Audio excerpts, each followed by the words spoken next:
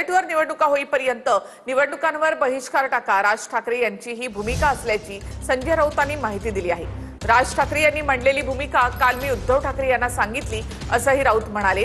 देशामध्ये विचार पसरला तर एकमत होऊ शकतं अशी प्रतिक्रिया सुद्धा त्यांनी दिली आहे। देशातल्या निवडणुका बॅलेट पेपरवर होत नाहीत तोपर्यंत निवडणुकांवर बहिष्कार टाकण्याची राज ठाकरेंची भूमिका असल्याचं संजय राऊतांनी म्हटलं। संजय राऊतांनी शुक्रवारी राज ठाकरे यांची भेट घेतली। राज ठाकरे यांच्या शिवतीर्थ निवासस्थानी राऊतांनी राज ठाकरे यांच्याशी चर्चा केली।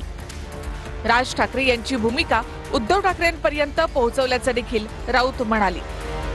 जोपर्यंत बॅलेट पेपरवर निवडणुका होत नाही तोपर्यंत निवडणुकांवरती बहिष्कार टाका, या त्यांच्या भूमिकेचा त्यांनी काल माझ्याकडे पुनरुच्चार केला आणि मला ते पटत आहे। आणि राज ठाकरेंची भूमिका काल मी उद्धवजींनाही सांगितले की राज ठाकरे असं प्रकारे त्यांची भूमिका मांडतात आणि ती योग्य आहे। उद्धवजींना असं वाटतं की याच्यावरती एक निर्णय होणं गरजेचं आहे। राज ठाकरेंनी त्यांची भूमिका पहिले स्पष्ट केली होती। आज जाऊन काय त्यांनी नवीन काही त्यांनी सांगितलंय का?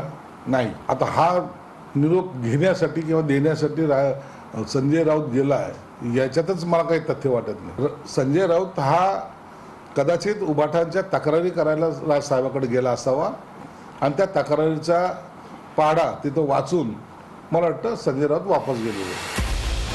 दुसरीकडे सुप्रिया सुळेंनी देखील राज ठाकरेंच्या भूमिकेचं समर्थन केलंय।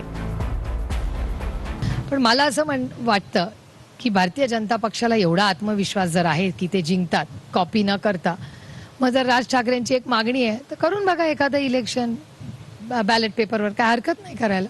उद्धवजी, तुमच्या पक्षावरच महाराष्ट्रातल्या जनतेनं बहिष्कार घातलाय। संजय राऊतांच्या पक्षाला महाराष्ट्रातल्या जनतेनं घरी बसवलं।